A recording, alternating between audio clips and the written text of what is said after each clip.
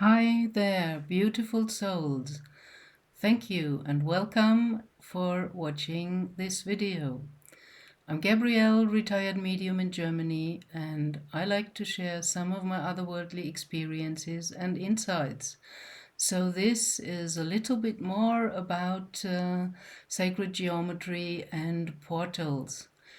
Of course, in my last video, I could only scratch the surface about sacred geometry because it's kind of an endless topic. And by just naming a few things and scratching on the surface, of course, I want to inspire you to follow your own impressions if you're interested in learning, knowing more about sacred geometry, then of course you should do that and do some steps of your own. I can only recommend one very good address, that is Dr. Robert Gilbert, who recently transitioned.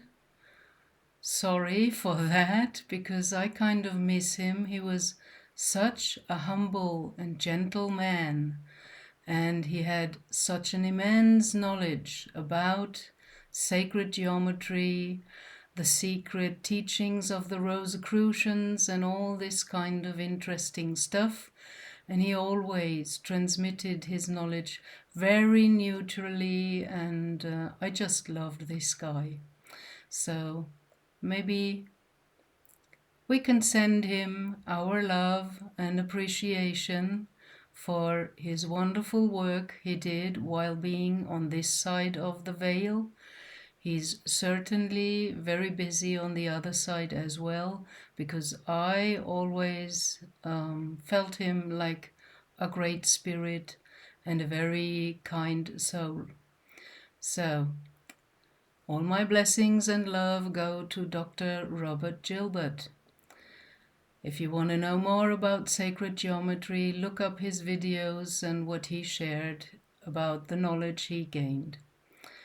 And some friendly person in the comments from the last video delivered kind of the advanced, how to call that, more essential facts about where I only scratched the surface with my little dialogue in the last video about sacred geometry and the Platonic solids.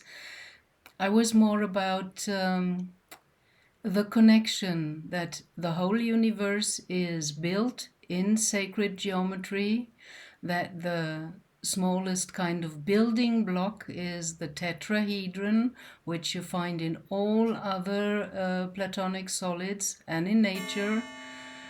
And I wanted to go a little bit more into the portal topic because, as I'm curious, like a child, of course there are mysterious things on this earth that I ponder about. One, for example, is Nessie, the so-called dinosaur looking like a creature that appears from time to time in the Loch Ness in Scotland.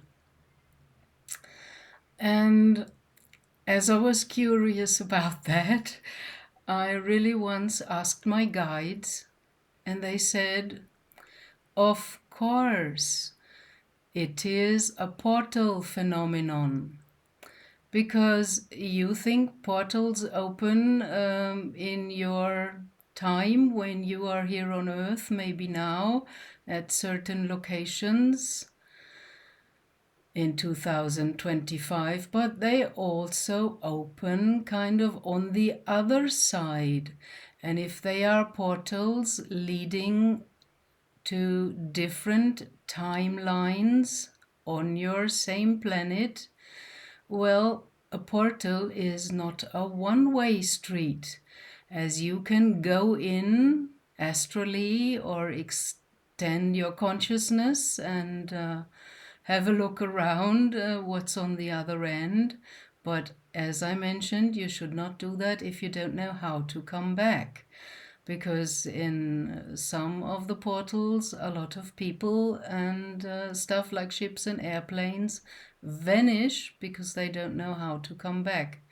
So, as a portal is never a one-way street, of course, something from the other side can come through as well. So my guides confirmed that Nessie is a dinosaur creature from what we would call former times. It's still hard to wrap the head around that everything is happening right here and now and parallel. So, of course, that early age where dinosaurs roamed the earth still exists right now and here at the same time, only kind of in a different time line and a different vibration. So my guides confirmed that Nessie is a dinosaur-like water creature that learned to enter the underwater portal that opens from time to time in the Loch Ness in Scotland. And there are many more of these odd phenomena and circumstances. I stumbled across videos from nowadays, from Africa, where people, I think it was in the Congo, told that they saw and encountered dinosaur-like creatures in the jungle in Africa. And they call it, this being, this creature, Mokele Mbembe. And there are a lot of encounters and videos about that. And I asked my guides also, and they said, of course, that's the same phenomenon.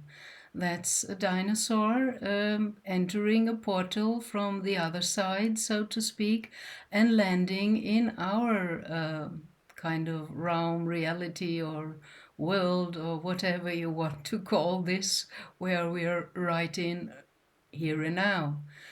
And also in the so-called Wild West in the US, there were tales of great giant bird-like creatures flowing in the sky, and some of the Western heroes even tried to hunt them, and obviously there are weird photos if they are not fake, but they show cowboys with a dead pterodactyl, which is a flying dinosaur.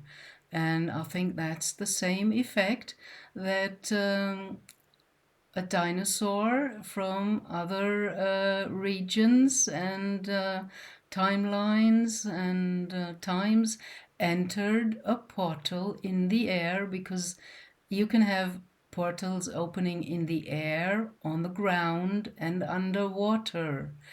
And of course, they can enter from their side as well, and now suddenly appear on our side. And if they don't know how to go back, or don't find the same kind of entrance, because you have to leave a portal or even a fairy ring the same way you entered it. So you have to remember it if it takes place physically within, like the stories of the fairy rings where people stepped in. If they did not step out the same way they entered the circle, they will not get back to the same point of from where they started, and that happens to these creatures as well. And same about the phenomenon of some people in the US, especially around Skinwalker Ranch, are talking about the appearance of kind of an extinct animal, a giant wolf that looks like the extinct dire wolf. And they still exist right here and now And if they walk into a portal, of course, they come out here on our side. And also in the astral, there are a lot of creatures that can change dimensions, same as the Bigfoot or Sasquatch or whoever you want to call these elder races that developed by themselves without the interference of ETs or anyone else on this planet. That was the kind of life form our planet brought to birth. And Sasquatch is also known on Mars. And some of the Mars Sasquatch came to the Earth as well. Even Dolores Cannon has in some of her books the mention of someone after his incarnation as a human was in the QHHT hypnosis therapy led back to the after or in between life phase. And there he was back again on a ship with his kind of ET family and ET brothers. And they were kind of nicknaming him the hairy one and were making jokes about him because he had an incarnation as a Bigfoot or a Sasquatch before. So there's so much stuff we, with our normal, usual, rational human ego mindset, cannot explain. But if you kind of integrated into these invisible things with portals and the sacred geometry, the ley line grid and the earth nodes and earth magnetism and all that kind of stuff, then they suddenly make sense. So it's kind of expanding your consciousness and expanding your horizon to get a bit more of the bigger picture. So that is what I wanted to add to the kind of scratching on the surface video about sacred geometry and portals. So this is a little add-on, but I can never tell it all. I would need hours and hours, and I would have to produce notes before to not get lost in the topic. And this leads me to no longer being kind of authentic in the moment, because I love to speak freely and not read from notes like some others do, because maybe that gives them some more certainty to speak about what they want to share. But to me, that feels like a invisible cage, and I don't feel free any longer. And this is a feeling I'm not okay with and I dislike. So, well, of course, my videos are kind of imperfect, and I never can tell it all, because even a lot of stuff is just impossible to be expressed in words. That's why I love the telepathic communication that I sometimes have, because in one instant I get everything. I get the whole information from the side of the facts. I get the vibration and frequency, aka the feelings. I can sense what's also encompassed in the telepathic message.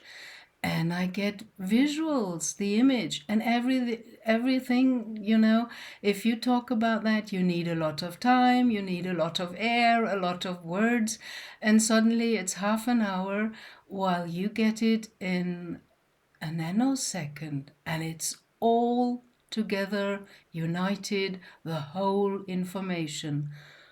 So, well, I'm not there yet. Sometimes it happens to me that I get telepathic communication from my guides or some other sources, and I really love that way. And compared to that, our way of communication via language seems to me very, very limited. And I kind of get a little bit bored that we always need so many words to explain something. And then the rational mind comes in, yes, but it could be the contrary, and blah, blah, blah, blah, blah, trying to confuse. And in the end, you stand there with nothing. If you get a telepathic transmission, you get the whole thing. There is no space left for doubt. And that's what I love. I really love that. And I know we're all going there step by step, everyone in his own kind of pace. And we will all meet at the same place in the end, back home in the light. So, thank you, beautiful souls, for watching. Blessings, love, and light to you on your soul path. Bye.